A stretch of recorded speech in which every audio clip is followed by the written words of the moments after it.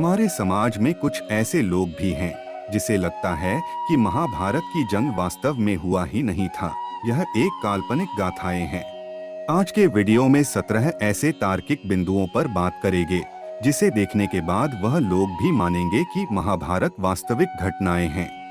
नमस्कार मित्रों, आप सभी को स्पिरिचुअल नॉलेज चैनल पर स्वागत है। ऐसे स्पिरिचुअल इंफॉर्मेटिव वीडियोस पाने के लिए चैनल को सब्सक्राइब कीजिए और वीडियो अच्छे लगे तो लाइक कीजिए। महाभारत एक महाकाव्य है और इसे हिंदू धर्म के स्तंभों के रूप में माना जाता है। इसके कहानी और नैतिक मूल्यों पीढ़ियों से लाखों लोगों को गहराई से प्रभावित करते चले आ रहे हैं। लोगों का मान्यता है कि महाभारत युद्ध से ही द्वापर युग से कलयुग के शुरुआत हुआ था। कुछ लोग बहस करते हैं कि महाभारत की कहानी का कोई ऐतिहासिक सटीकता या सबूत नहीं है, यह सिर्फ एक कल्पना है। परंतु ऐसा नहीं है, महाभारत वास्तव में हुआ था और इसके पीछे ढेर सारे वास्तविक प्रमाण हैं। ये सिर्फ एक कहानी नहीं है, बल्कि अतीत में घटित घटनाओं का विस्तृत विवरण है। इसका सबूत के रूप में पर्याप्त पुरातात्विक और वैज्ञानिक साक्ष्य आज भी मौजूद हैं। जानते हैं ऐसे कुछ बिंदुओं को बारे में जो इसके वास्तविकता और मिथक में अंतर समझाते हैं।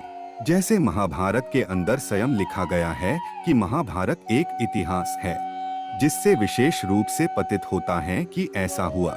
प्राचीन काल में लोग पुराण और इतिहास शब्द पुरानी और हाल की घटनाओं को अलग करने के लिए विशेष रूप से प्रयोग करते थे।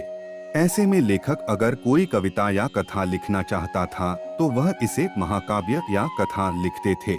नंबर 2, आदि पर्व के अध्याय 62 में उल्लेख है कि भरत वंश का अभिलेख महाभारत में दर्ज है। जैसे मनु से लेकर 50 से अधिक राजाओं की लंबी वंशावली के साथ महाभारत प्रस्तुत किया गया है। यदि यह सिर्फ कल्पना होती तो कहानी को आगे बढ़ाने के लिए 4 से 5 राजाओं की वंशावली ही काफी होते। नंबर 3, महाभारत में श्री कृष्ण द्वारा कलयुग के जो वर्णन दिया गया है वह आज के आधुनिक जीवन के साथ हूबहू मिल खाते हुए दिख रहा है। और याद रखें, यह अभी नहीं, हजारों साल पहले लिखा गया था।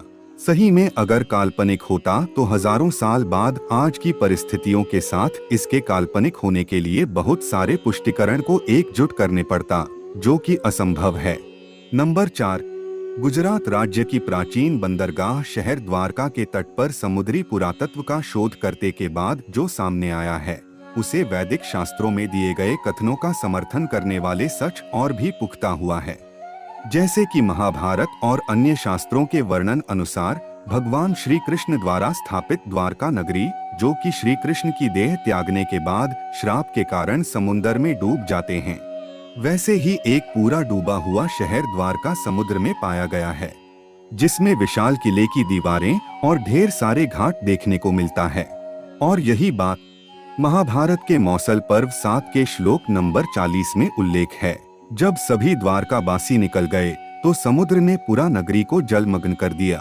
जैसे ही लोग भूमि का जो भी हिस्सा पार किया, समुद्र ने तुरंत अपने पानी से उसे भर दिया। मान्यता है कि वह नगरी अभी भी हर तरह की संपदा से भरा हुआ है। नंबर 5, उत्तर भारत में 35 से अधिक जगहों पर पुरातात्विक साक्ष्य मिले हैं और उन्हें महाभारत में वर्णित प्राचीन शहरों के अनुरूप ढांचा व व्यवहारिक सामान देखने को मिला है, जहां पर तांबे और लोहे के बर्तन, मुहरें, सोने और चांदी के आभूषण, टेराकोटा डिस्क और चित्रित ग्रेवेयर मिट्टी के बर्तन आदि पाए गए हैं। और ये सारे कलाकृतियों की कार्बन डेटिंग प्राचीन भारत के गैर आर्यन आक्रमण मॉडल से मेल खाता है। नंबर 6, रामायण और महाभारत, इन दोनों ग्रंथ में उल्लेख राजवंशों में कोई अंतर नहीं है। अगर इन दोनों ग्रंथ अलग अलग समय पर 2 भिन्न लोगों द्वारा लिखे गए महाकाव्य मात्र थे तो इन सारे छोटी छोटी बातों तक में सब कुछ कैसे मेल खा सकता है। जैसे कि रामायण से बाद की इस तारीख में महाभारत आरंभ हुआ था। महाभारत के लेखक और रामायण के लेखक, इन दोनों के विचारों और चरित्र में क्यों समानता दिखाई पड़ता। नंबर 7, यूनानी इतिहासकार मेगस्थनीज उनकी किताब इंडिका में लिखा है कि चंद्रगुप्त मौर्य श्री कृष्ण के वंशज हैं और वे 138वें पीढ़ियों के राजा थे। इससे यही प्रतीत होता है कि श्री कृष्ण अतीत में थे और महाभारत वास्तव में घटित हुआ था। नंबर 8, महाभारत में वर्णित सभी स्थान वास्तविक स्थान हैं और सभी को वास्तविक स्थानों के रूप में पहचाना भी गया है। उदाहरण स्वरूप हस्तिनापुर उत्तर प्रदेश में है, इंद्रप्रस्थ वर्तमान दिल्ली में स्थित है, द्वारका गुजरात तट पर उसी जगह पर स्थित है। इसके अलावा महाभारत में उल्लेखित नगर केवल मात्र भारत तक ही सीमित नहीं हैं, क्योंकि महाभारत में उल्लेखित भारत समग्र उपमहाद्वीप को ही समाहित करता था। जैसे महाभारत में उल्लेखित गांधार प्रदेश वर्तमान अफगानिस्तान है, रामायण में उल्लेखित मिथिला राज्य वर्तमान नेपाल है। नंबर 9, महाभारत के उद्योग पर्व में उल्लेख है कि युद्ध से ठीक पहले भगवान श्री कृष्ण हस्तिनापुर गए थे और तब कार्तिक महीने चल रहा था और उस दिन चंद्रमा रेवती नक्षत्र पर था। हस्तिनापुर जाते समय श्री कृष्ण ब्रिकस्थल नामक स्थान पर एक दिन के लिए विश्राम किया था और उस दिन चंद्रमा भरणी नक्षत्र पर था। इसके अलावा जिस दिन दुर्योधन ने कृष्ण के सभी प्रयासों को विफल कर दिया और युद्ध को अपरिहार्य बना दिया था, उस दिन चंद्रमा पुष्य नक्षत्र पर विश्राम कर रहा था। इनकी सटीक वर्णन कल्पना में असंभव है। नंबर 10, श्री कृष्ण जिस दिन कर्ण के साथ हस्तिनापुर छोड़ा, उस समय चंद्रमा उत्तरा फाल्गुनी नक्षत्र पर पहुंचने ही वाले थे। कर्ण उन्हें विदा करने के लिए कुछ दूर तक उनके साथ ही आया था। फिर उसने श्री कृष्ण से आकाश में ग्रहों की स्थिति बताई और अपनी आशंका व्यक्त की। इस तरह के ग्रहों की स्थिति बहुत बुरे संकेत देती है, जैसे कि बड़े पैमाने पर जानमाल की हानि और खून से लथपथ होना। वेदव्यास द्वारा इन सभी ग्रहों की स्थिति को 16 श्लोकों में इस तरह से बताया गया, जो बिना घटित होकर संभव नहीं था। नंबर 11, हमारे देश के नाम भारतवर्ष रखा गया राजा भरत के नाम पर, जो कि दुष्यंत और शकुंतला के पुत्र थे।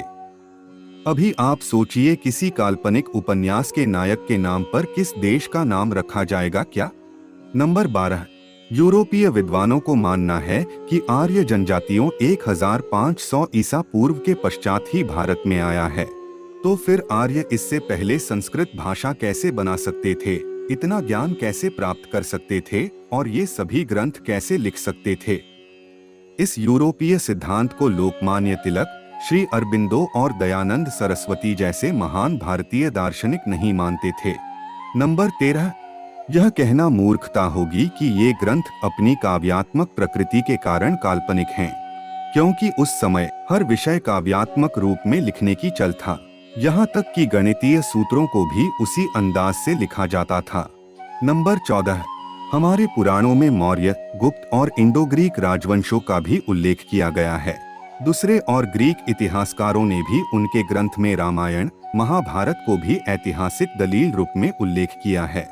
नंबर 15, महाभारत में पहले से ही आधुनिक समय के विनाश और बर्बादी की भविष्यवाणी उल्लेख था। जैसे महाभारत में प्रामाणिक श्लोक था कि एक तेज और शक्तिशाली विमान उड़ाते हुए गोरखा ने ब्रह्मांड की शक्ति से भरा एक प्रक्षेप्य फेंका। 10,000 सूर्यों के समान चमकीला धुआं और ज्वाला का एक गर्मागर्म स्तंभ अपनी पूरी चमक के साथ उभरा।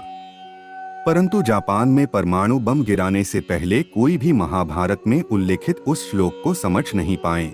नंबर 16, आप नहीं जानते होंगे कि जो मैनहट्टन, जिन्हें आधुनिक परमाणु बम के निर्माता कहते हैं, उनके भारतीय शास्त्रों की प्रति उनकी विशेष आग्रह था और वह पहले बम निर्माण परियोजना के प्रभारी भी थे। विस्फोट के बाद एक छात्र ने उनसे पूछा कि पृथ्वी पर पहला परमाणु बम विस्फोट करने के बाद आप कैसा महसूस करते हैं? तो उन्होंने इस सवाल का जवाब में बोला था कि ये पहला परमाणु बम नहीं, बल्कि आधुनिक समय का पहला परमाणु बम है, क्योंकि उनका दृढ़ विश्वास था कि प्राचीन भारत में परमाणु बमों का इस्तेमाल किया गया था। इसके अलावा महाभारत युद्ध में इस्तेमाल किए गए हथियारों का सटीक वर्णन, जो आधुनिक परमाणु हथियारों से मेल खाता है। इसलिए मैनहट्टन को यह पक्का विश्वास था कि महाभारत में परमाणु युद्ध हुआ था और इनके सच्चाई के पीछे दावा किया जाता है कि कुरुक्षेत्र के एक क्षेत्र में अभी भी उच्च स्तर की रेडियो एक्टिव ऊर्जा देखने को मिलता है। तो मित्रों, आज के लिए इतना ही। वीडियो अच्छे लगे तो लाइक, शेयर और चैनल को सब्सक्राइब करके सपोर्ट कीजिए। आपकी सपोर्ट हमें ऐसे वीडियो बनाने में मोटिवेट करते हैं। मिलते हैं अगले वीडियो के साथ। अच्छे रहिए, खुश रहिए। जय श्री कृष्ण।